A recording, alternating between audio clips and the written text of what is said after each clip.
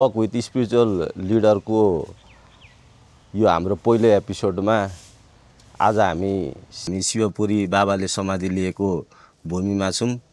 यो ऊर्जाले भरिएको भूमिमा आज हामीसँग हुनुहुन्छ विष्णु तिमसिना बुवा। पहिलो कुरो त यो उहाँलाई चाहिँ श्री शिवपुरी बाबाको नामबाट परिचित हुनुहुन्छ। उहाँको चाहिँ समाधि हो यो ठाउँ। समाधिको चाहिँ नि उहाँको समाधि चाहिँ 2019 साल माघ 15 गते सोमबार भएको हो। त्यो चाहिँ नि माघ शुक्ल तृतीया परेको थियो। अनि उहाँले चाहिँ नि यहाँ नेपालमा 37 वर्ष बिताउनु हुँदाखेरि उहाँको भौतिक जीवनको अन्तिम भाग चाहिँ भनौँ न करिब 16-17 वर्ष चाहिँ यो ठाउँमा बसिबसेको हो र उहाँको समाधि अहिले छ। र हामी चाहिँ नि उहाँ को भौतिक रूपमा सेवा गर्नेको चाहिँ म चाहिँ नि तेस्रो पुस्ताको हो। त्यसैले मेरो हजुरबादेखि उहाँ नेपाल आउनु भएपछि सेवा गर्न लागेको भएर हामीले पनि साथसाथमै बासहित हामी पनि साथसाथमै लागे भएर हामी केटाकेटीदेखि नै यो स्कुटीसँग चाहिँ नि हाम्रो चाहिँ एउटा आत्मीयता छ र चाहिँ नि प्रेम छ र हाम्रो श्रद्धा भक्ति छ। शिवपुरी बाबाको केही सम्झना छ? थोरै बोलीबक्छ, मृदुभाषी, सबैजनासँग एकनासको व्यवहार हुन्थ्यो उहाँबाट। चाहे ठुला मान्छे आउँ चाहे सानो मान्छे आउँ उहाँ मलाई चाहिँ के फरक पर्दैन थियो। उहाँ सबैले व्यवहार बराबर गर्नुहुन्थ्यो र उहाँ चाहिँ बिहान करिब 8 बजीबाट आफ्नो नृत्य गर्नबाट निवृत्त भएर अनि 10-10:30 बजेदेखि कोही आयो भनेदेखि चाहिँ नि भेट्ने कार्यक्रम हुन्थ्यो उहाँको। र धेरै चाहिँ नि उहाँ कुरा गरिबस्नुहुन्थ्यो। कसैले कोही किन आयो भनेर कसैलाई सोध्नुहुन्थ्यो। सोद्धाखेरि दर्शन गर्न आएको भनेर चाहिँ उनीहरू भन्थे। अनि केही सोध्नु छ, केही प्रश्न छ त, केही जिज्ञासा छ त भनेर सोधिबक्सन्थ्यो। र छैन प्रभु खालि दर्शन गर्न मात्रै आएको भन्थे उनीहरू। ल त जाऊ भनेर मैले हुन्थ्यो। तर कसैले त्यो बेलामा आफूलाई मनमा लागेको कुरो चाहिँ नि सोध्नु पर्यो उहाँलाई भनेदेखि उहाँलाई सोध्थे र उहाँले चाहिँ नि उनीहरूको जिज्ञासा चाहिँ नि पुरा गरिदियो। र उहाँ अब विदेशीहरू पनि आउँथे। उहाँलाई धेरै भाषाको ज्ञान थियो तर ज्यादा चाहिँ नि हिन्दी र इङ्ग्लिस बोलिबक्सन्थ्यो। कहिलेकाहीँ नेपाली पनि हामी सबै धेरै कुरा गरिबक्सनमा थियो हामी। अनि उहाँलाई धेरै भाषाको ज्ञान भए पनि इङ्ग्लिस र हिन्दी चाहिँ बढी बोलिबक्सन्थ्यो। अब विदेशी आयो भनेदेखि अब त्यही अनुसारको चाहिँ नि वार्तालाप हुन्थ्यो। उहाँका चाहिँ नि अब कुनै पनि धर्म मान्नेहरू चाहिँ नि आउनुहुन्थ्यो, चाहे हिन्दू, चाहे इस्लाम, चाहे बुद्धिस्ट, चाहे क्रिस्चियनहरू जो आए पनि उहाँले चाहिँ नि उनीहरूको त्यही अनुसारको जिज्ञासा अनुसार चाहिँ नि चित्त बुझाएर चाहिँ नि जवाब चाहिँ दिनुहुन्थ्यो र उनीहरू दङ्ग परेर जान्थे। नेपालमै बस्नुभयो बस्न चाहिँ? नेपालै बस्नु। उहाँ नेपाल 37 वर्ष बस्दाखेरि 2 चोटि बनारस चाहिँ नि गएपछि जाडोमा। त्यो चाहिँ नि मेरो विचारमा करिब 15-16 सालतिर साल चाहिँ बिर्सिनु मैले। त्यो चाहिँ नि 14 पनि हुनसक्छ। 2 चोटि गरेर। र उहाँको कुटी जुन ठाउँमा थियो अहिले त्यो कुटी त्यही हो, समाधि भएको ठाउँमै उहाँको चाहिँ नि आसन हुन्थ्यो। 3 रात बिताइ बस्छु। समाधि लिँदाखेरि हजुर कति वर्षको हुनुहुन्थ्यो? म त्यो बेला मेरो 18 वर्षको थियो, उमेर थियो। 18 वर्ष थियो। म कलेज पढ्न जाने गइरहेको थिएँ त्यो बेलामा। जस्तो यो शरीर छोडेको व्यक्ति हुन्छ नि, जस्तो शिवपुरी बाबा हुनुभयो, शरीर छोडे पछाडि उहाँको जुन त्यो भौतिक शरीर नभए पनि उहाँको आत्मिक शरीर त अझै पनि छ होला होइन? अवश्य। उहाँ कहिले तपाईँको सपनामा कहिले आउनु भएको छ? त्यो अब यति भन्ने कुरा आउँदैन। अब बेला मौका दर्शन पाइन्छ, र सायद कहिलेकाहीँ यसो केही निर्देशन जस्तो पनि आउँछ, अनुभूति चाहिँ नि हुन्छ कि उहाँले चाहिँ नि स्वधर्म पालना गरेर बस्छ सबै ठिक हुन्छ भनेर भन्नुहुन्थ्यो। स्वधर्म भन्नाले उहाँले चाहिँ नि शारीरिक, मानसिक र आत्मिक भनौँ भने पहिला शरीर ठिक गर, त्यसपछि मन ठिक गर, अनि चाहिँ नि बाँकी समय चाहिँ नि परमात्मा ध्यान गर र परमात्माको चाहिँ नि साक्षात्कार गर, जीवन मुक्त हो भन्ने चाहिँ उहाँको चाहिँ नि। मलाई एउटा लागेको कुरा कि यहाँनिर यत्रो भक्तजनहरू आउनुहुन्छ होइन, दैनिक रूपमा हजारौँ भक्तजनहरू आउनुहुन्छ। यहाँनिर अब त आउँदाखेरि हजुरले खाने हो कि चिया खाने हो होइन, खाना खाने भनेर सोध्नुहुन्छ। अनि अब त्यो खुवाउने क्रममा खर्च त हुन्छ, अवश्य खर्च हुन्छ होइन। त्यो खर्च चाहिँ कसरी यहाँ जुटाइराख्नु भयो? त्यो सबै भक्तहरूबाट हामी कसैसँग पनि यसै भन्दैन, जस्तो बाबुहरू पनि हामी के भन्दैनौँ है, कसैसँग नि हामी के भन्दैनौँ। तर पनि स्वस्फूर्त रूपमा भक्तहरूले चाहिँ नि हामीले के गर्नु पर्यो भनेर सोध्नुहुन्छ। आफ्नो क्षमता अनुसार चाहिँ नि गर्नु। जस्तो अब पेन्ट गर्नु पर्यो, वर्षमा 2-3 वर्षमा एकचोटि गर्ने गरेको छ भने हामी आउने भक्तहरूलाई चाहिँ नि सुनाउँछौँ। उहाँहरूको आफ्नो क्षमता अनुसार चाहिँ उहाँले दिनुहुन्छ, त्यही अनुसार हामी गर्छौँ। नेपाल गभर्मेन्टबाट केही पनि सहयोग हामीलाई त्यो अहिले आवश्यक पनि परेको छैन, त्यो तपाईँ हामीले सोचेको पनि छैन, भक्तहरूबाटै चलिरहेको छ। भजन कीर्तनहरू त केही पनि हुन्न त्यस्तो। भजन कीर्तन केही पनि, साइलेन्ट मेडिटेसन मात्रै हामी चाहिँ गर्न दिन्छौँ। मेडिटेसन गर्न आउने मान्छेलाई हामी समाधिमा खुलै हुन्छ, बिहान 6 बजीदेखि बेलुकासम्म 5-6 बजीसम्म खुलै हुन्छ। उहाँहरू आउँछन्, कतिजना छन् हामी चाहिँ कुरा पनि गर्दैनन्, आफ्नो ध्यान गर्छन्, जान्छन्। र हामी उनीहरूलाई केही कसो भन्ने सोध्दैन। अनि बसेर अब यसो हजुरसँग के कुरा गरौँ भन्ने त्यस जिज्ञासुहरू हुन्छन्, तिनीहरूलाई चाहिँ नि आफूले बाबाको बारेमा बुझेसम्म चाहिँ नि आफूले चाहिँ गर्ने छ। र हामी चाहिँ नि सितिमिति यहाँ अरू बाहिरी विषयवस्तु चाहिँ नि आध्यात्मिक विषयवस्तु बाहिर जाँदैनौँ। तर पनि कहिलेकाहीँ चर्चा आइ नै हाल्छ। भिक्टोरिया रानी जो हुनुहुन्थ्यो इङ्ल्यान्डको महारानी, उहाँसँगको भेट 18 पल्ट कि कतिपल्ट प्राइभेट मिटिङ भयो भन्ने मैले हेरेको पनि थिएँ। अब त्यसको विषयमा के हजुरलाई केही जानकारी केही छ? अब उहाँ 4 वर्ष बेलायतमा बसिबसेको छ। भिक्टोरियाको राज्य समयमा, र त्यो बेला चाहिँ नि उहाँको 18 वर्ष भेटभयो भने चाहिँ नि उहाँले मर्जी भएको थियो। यो कुरो चाहिँ नि जोन बेनेटले द लङ पिलग्रिमेज भन्ने किताबमा चाहिँ उल्लेख गरेका छन्। अब त्यो बेला के कस्तो कुरा हो त्यो चाहिँ नि मैले पनि सुनेको छैन। अब त्यो किताबमा जे जति लेख्यो त्यति नै हो। र बेनेटले चाहिँ नि के पनि भनेका छन् भन्दाखेरि उनले चाहिँ नि हामीलाई थाहा नभए बेलायतको विभिन्न ठाउँको बारेमा हामीलाई थाहा नभएको कुरो पनि उहाँलाई थाहा थियो भन्ने चाहिँ नि उनले चाहिँ बेलायतमा 1962 कतै लेक्चर दिँदाखेरि त्यो कुरो चाहिँ बताएका रहेछन्। भन्छ नि द शिवपुरी बाबा एन्ड हिज मेसेज भनेर उनी किताब निकालेका छन् बेनेटले। त्यो चाहिँ सायद 2016मा हालसालै भनौँ 7-8 वर्ष अगाडि निस्केको त्यो किताब। त्यो किताबमा चाहिँ उनले यो कुरो चाहिँ उल्लेख गरेका छन्। जस्तो अनि यो यहाँ आनन्द अरुण हुन्छ नि ओशोको, उहाँलाई ओशोबाट निर्देशन भएर यहाँनिर आउनुभएको भन्नुहुन्छ। तपाईँको सम्बन्ध त उहाँसँग पनि राम्रै होला आनन्द अरुणसँग? यहाँ आउने जोसँग पनि मेरो जस्तो बाउहरू आइयो है, बाउहरू पनि त्यस्तै हो, उहाँसँग पनि त्यस्तै हो। उहाँले पनि केही जिज्ञासा राख्नुहुन्छ, मैले पनि केही जिज्ञासा राख्छु, त्यो हुँदैछ। तर हामीलाई चाहिँ बराबर उहाँसँग विशेष भन्ने पनि छैन, केही पनि छैन। तर श्रद्धाले जो आउनुहुन्छ उहाँहरूप्रति हामी चाहिँ नि एक किसिममा हामी नतमस्तक नै हुन्छ। त्यसैले हामी सबैजनासँग बराबरी नै गर्छौँ। तर उहाँले धेरै चर्चा चाहिँ गर्नुहुन्छ बाबाको बारेमा, कतै कतै बोल्नु पनि हुन्छ, पेपरमा लेखिदिनु हुन्छ है। अब त्यो त्यसमा चाहिँ मलाई केही पनि भन्नु छैन। उहाँले पनि त्यो केही भित्री प्रेरणा केही नपाइकन त आउनु भएन होला। जस्तो बाउहरू पनि केही प्रेरणा नै पाएर केही जिज्ञासा नै लिएर त आएको होला नि त, होइन र? त्यस्तै हो सबैको चाहिँ नै, उहाँको पनि केही प्रेरणा नै भएर आउनुभएको हुनसक्छ। तर हामी आदर गर्छौँ सबैलाई, सबै भक्तहरूलाई चाहिँ नि। शिवपुरी बाबाको चाहिँ खास जन्मस्थान चाहिँ केरला हो। केरला भन्नाले अब हाम्रो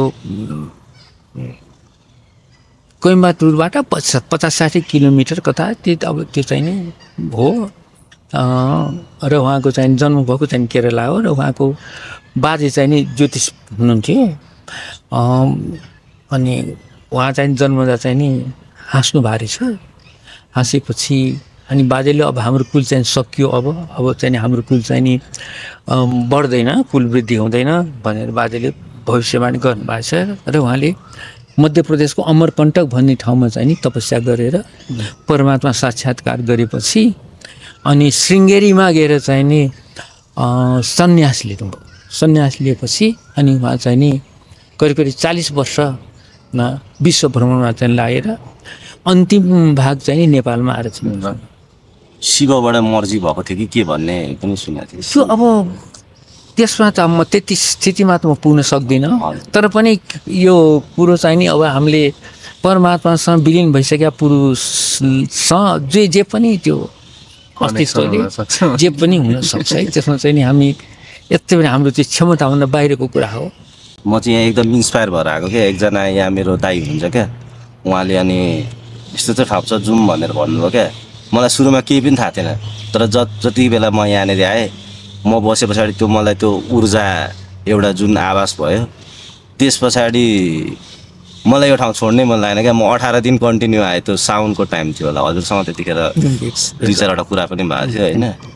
त्यस पछाडि अहिले पनि आइरहेको छु होइन। अनि यहाँनिर चाहिँ अर्कै खालको त्यो बस्दाखेरि एकदम आनन्दित हुने होइन। हजुर त यहाँ यत्रो वर्ष बस्नुभयो, हजुरलाई कस्तो लाग्छ यो ठाउँ? म त अब यहाँ आउने सबै भक्तहरूलाई आदर गर्छु है। र म विभिन्न ठाउँमा तीर्थहरू पनि घुम्न जान्छु। मलाई चाहिँ प्राकृतिक रूपमा चाहिने हुन्छ, तर मलाई यो ठाउँ म जति ठाउँमा गएँ नि त्यो ठाउँमा भन्दा मैले यो ठाउँभन्दा चाहिँ मैले उत्तम चाहिँ मैले कहीँ पनि पाइनँ। यहाँ चाहिँ आफू केटकेदेखि हुर्केका ठाउँ भएर जननी जन्मभूमि छ भने जस्तै मलाई यो ठाउँ चाहिँ त्यस्तै प्यारो छ।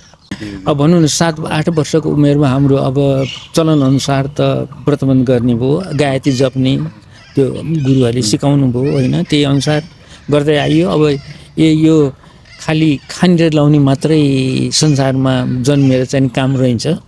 केही उन्नति चाहिँ नि भौतिक उन्नतिको साथसाथमा केही आध्यात्मिक उन्नति पनि होस्। अब मनुष्य जीवनको परम लक्ष्य परमात्मा दर्शन गरेर मुक्ति हुने हो मैले बुझेअनुसार। र त्यसको लागि सक्दो चाहिँ नि कदम चाहिँ नि उठाउने कोसिस गरिरहेको छु। अब त्यो कदम चाहिँ कति कहाँ कहिले के पुग्छ त्यतापट्टि चाहिँ नि मैले वास्तव गरेर जे होस् पछि हटेको छैन, अगाडि बढ्न पनि सकेको छैन। हजुर यसमा लागि परिरहनु भएको छ। हजुरको समय चाहिँ के छ? हजुरले कतिखेर ध्यान गर्नुहुन्छ, कुन समयमा ध्यान गर्नुहुन्छ? अब म चाहिँ यसमा फरक, जस्तो बाबुहरूसँग कुरा गर्दैन मैले भित्री रूपमा चाहिँ मैले केही सम्झिराखेको हुनसक्छु हजुर है। त्यसै म ध्यानलाई भने खालि पनौटी मारेर बस्नेलाई मात्रै ध्यान भन्दिनँ, मनले हो ध्यान गर्ने कुरो। मेरो चाहिँ अब म अहिले मेरो पनौटी मार्न हुँदैन पुरा रूपमा। म चाहिँ नि मेरो घुँडामा ऊ आइरन स्टिल हालेछ, त्यसले गर्दा म चाहिँ मेचैमा बसेर पनि म या जब गर्ने या भगवान् सम्झेर नि या जे गर्नु पनि म चाहिँ नि गर्नु, त्यसलाई चाहिँ म चाहिँ ध्यान नै सम्झन्छु। बाबाको आज्ञाअनुसार नि धारणा ध्यान समाधि 3 किसिमको छ। अब चाहिँ धारणा भन्नाले त चाहिँ नि ऐतिहासिक रूपमा सम्झने भनौँ महापुरुषहरूको बुद्ध महापुरुषहरूको चाहिँ नि वाक्य सम्झने, उहाँको रूप सम्झने, जस्तो अब हाम्रो देवी देवताहरूको सम्झने, यसरी चाहिँ धारणा गर्ने। अनि ध्यान भने चाहिँ नि अब कुनै एउटा वस्तुलाई चाहिँ हामीले पार्टिकुलर उसमा पोइन्टमा बिन्दुमा चाहिँ हामीले राखिरहने हो नि त। जस्तो म बारम्बार भन्छु बाउहरू त मोटरसाइकलमा आतो होला नि होइन, तर मेन फोकस त चाहिँ ड्राइभिङ गर्दाखेरि त अगाडि नै हुन्छ नि त। तर हामीलाई दायाँ बायाँ जानु पऱ्यो भनेदेखि हामी दायाँ साइड लाइट दिन्छौँ, बायाँ जानु पऱ्यो भने बायाँ साइड लाइट दिन्छौँ। हर्न लाउनु पर्ने ठाउँमा हाम्रो सबैले काम गरिरहेको हुन्छ, तर हाम्रो मेन टार्गेट त अगाडि जाने हो नि त है।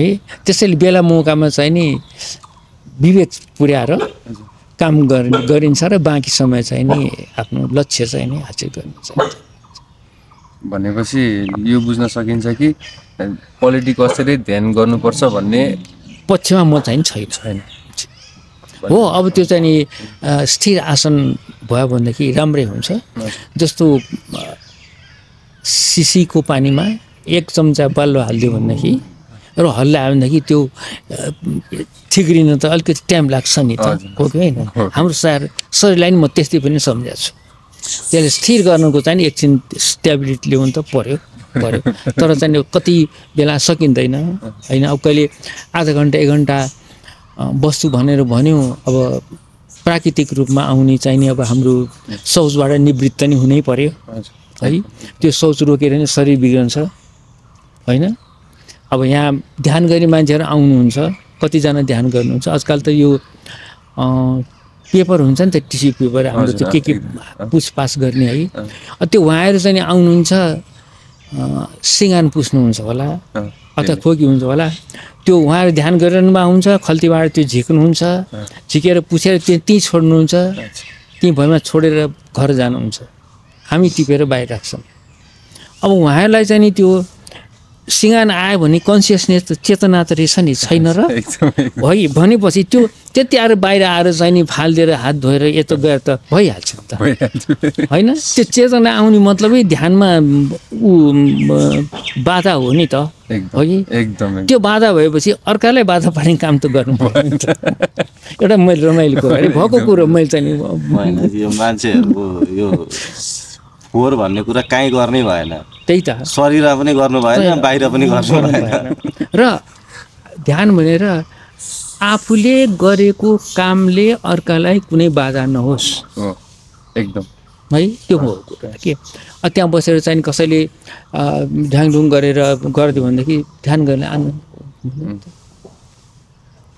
त्यसले विचार चाहिँ नि पुर्याउनु पर्छ। बाबाको चाहिँ विवेक विचार गर्नुमा चाहिँ नि बाबाको विशेष जोड नै हुन्छ। म त एकदम कडा हुनुहुन्थ्यो अरे, विवेक नगरिकन चाहिँ नि काम हुँदैन। त्यो विवेक पुगेन नि त ती व्यक्तिको, जसले त्यो सिँगान पुछेर कागज त्यहाँ छोडेर गए तिनको विवेक पुगेन नि त है।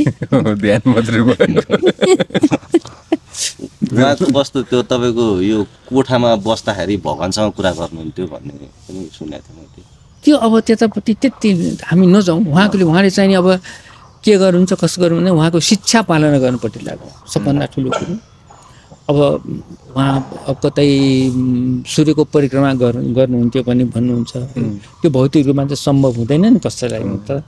तर त्यो त्यो उहाँहरूको स्थिरमा पुगिसकेपछि हावा कहाँ लाग्दैन भने हावा नलाग्ने ठाउँ छ हामी देख्दैनौँ नि त है। तर हावा त जताततै लागेकै हुन्छ नि, हावा नभए त हामी खुस्किहाल्छौँ नि, हाम्रो मृत्यु नै हुन्छ होला अक्सिजन नभएर होइन र। त्यसैले प्रकृतिसँगै रमाइसक्या विलिन भइसक्या पुरुषहरूको शरीरसँग चाहिँ हामीले बढी भनौँ उहाँहरूको चाहिँ नि शिक्षाको चाहिँ नि बढी पालना गर्नुपर्छ। यहाँ आउने भक्तजनहरूलाई के सल्लाह सुझाव केही छ हजुर?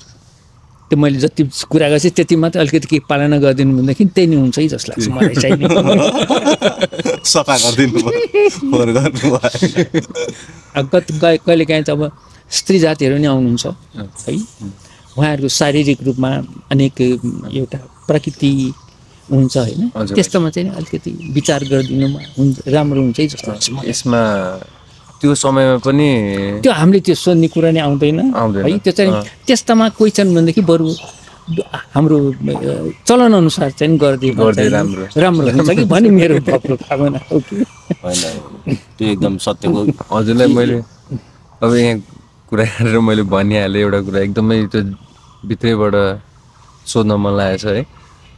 जस्तै अब धेरै मान्छे आउनुहुन्छ है, कति त साथी सङ्गतमा लागेर पनि आउनुहुन्छ ध्यान गर्नलाई, अनि त्यतिखेर उहाँहरूले नखाने कुराहरू खानुभएको हुन्छ, मासु मङ्स रक्सी केही खान आउनुहुन्छ।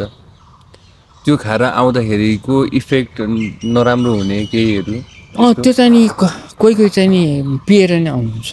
त्यो चाहिँ पिउने कुरो त अब उहाँले मांसाहार गरे नगरे त हामीले थाहा हुँदैन, उहाँहरूको त्यो हामी गर्दैनौँ। तर पिएर आउने मान्छेको त थाहा भइहाल्छ, थाहा हुँदैन र।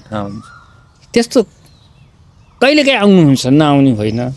र अब कहिलेकाहीँ हामीसँग कुरा गर्दा चाहिँ नि अलि 1-1.5 वर्ष अगाडि एउटा महिला आउनुभएको थियो है, अनि त्यहाँबाट मसँग पछाडि बसेर उहाँ चर्चा गर्नुभयो। 2-3 जना अरू पनि थियो। अनि त्यो महिला चाहिँ अलिकति आएर गरेपछि उहाँले चाहिँ नि अलिक पिउनु भएको रहेछ है।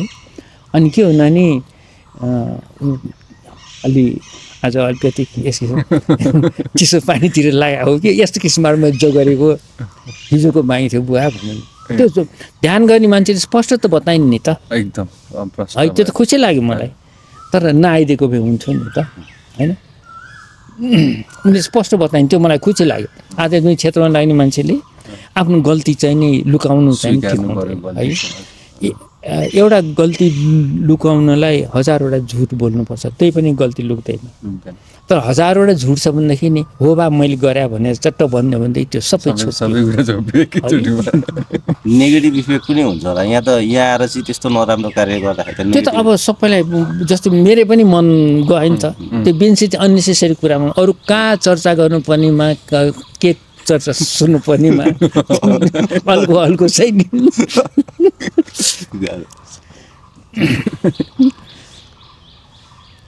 अनि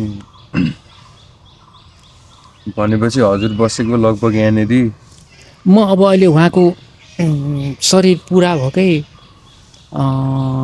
62 वर्ष पुगेर 63 वर्ष लाग्यो है बाबाको समाधि नै त्यो बेला म 18 वर्ष थिएँ भनेपछि करिब म चाहिँ नि यहाँ बसे केटाकेटीदेखि नै सम्झेको बेलादेखि नै भयो भन्नु पर्यो र मैले बिचमा नोकरी पनि गर्न गएँ हजुर मैले चाहिँ नि 42 वर्ष राजाको सचिवालयमा काम गरेर महाराजको सचिवालयमा काम गरेर म रिटायर भयो अब हजुरले यो राजाको कुरा गर्दा गर्दै हजुरलाई फेरि अर्को कुरा जोड्न मन लागिहाल्यो अहिले अब आन्दोलनहरू चर्का चर्की भइरहेछ हजुरले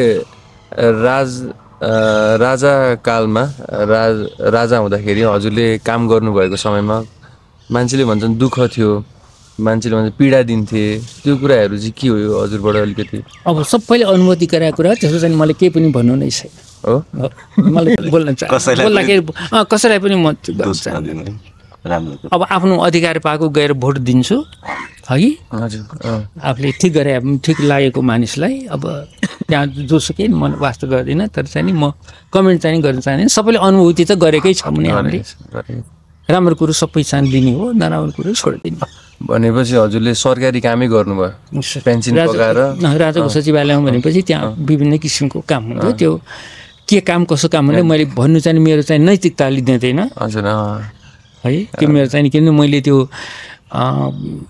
मलाई काम गर्दाखेरि मलाई थाहा हुन आएको कुरो सेवामा हुँदा अथवा पछि म कतै उल्लेख गर्ने छैन कतै चाहिँ लिक गर्ने छैन भनेर साइन गरेको छ त्यसैले म चाहिँ त्यो आफ्नो नैतिकता गुमाउन चाहिँ चाहन्न र आफूलाई थाहा भएको कुरो वीरेन्द्र सरकारको पालो महेन्द्र महाराजको पालोदेखि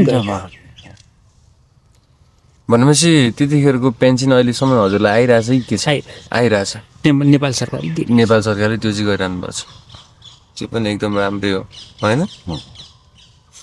यो विषयमा चाहिँ आज थाहा पाएँ मैले अलिअलि त रिसर्च अलिअलि अरू कुराको त रिसर्च गरिरहेको हुन्थेँ कि यो कुराको यो विषयमा चाहिँ आज हजुरको लेख पनि छ भन्ने सुनेको थिएँ मेरो किताब पनि छ मेरो किताबको नाम स्वधर्म त्यो 4औं संस्करणमा चलिरहेको छ हजुर त्यो बाबुहरूले प्रसङ्ग निकालेर मात्रै दरबारको यो बन्ने राजनीतिको वास्ता यो मैले यसमा चाहिँ यो हटाए पनि के फरक पर्दैन अनि यो समयकाल यो आजको दिनसम्म देख्दाखेरि अनि यो कुराहरू ठोकिरहेछ कि मैले प्रायः सबैलाई सोधिरहेको कुरा भएर हजुरलाई पनि सोधिहालेँ हटाउने हुँदाखेरि हटाउँदा पनि फरक पर्दैन हजुरलाई अप्ठ्यारो पर्छ भने हटाइदिनु होइन के फरक पर्दैन अनि कुरामा निक्लेको कुरा